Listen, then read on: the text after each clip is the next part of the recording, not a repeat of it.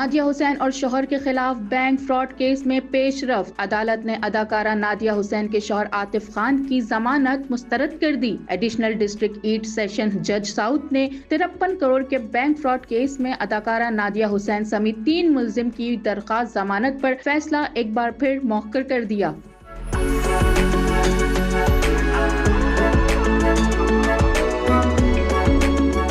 Additional district 8 session جج south کی عدالت کے روبرو 53 کروڑ کے بینک فراڈ کیس میں اداکارہ نادیہ حسین سمیت 3 ملزم کی درخواست ضمانت کی سماعت ہوئی تھی۔ نادیہ حسین اور دیگر ملزمان پیش ہوئے۔ عدالت نے نادیہ حسین، امتیاز احمد اور فیصل کی درخواستوں پر ایک بار پھر فیصلہ مؤخر کر دیا۔ عدالت نے ریمارکس دیے کہ درخواستوں پر فیصلہ 11 جون کو سنایا جائے گا۔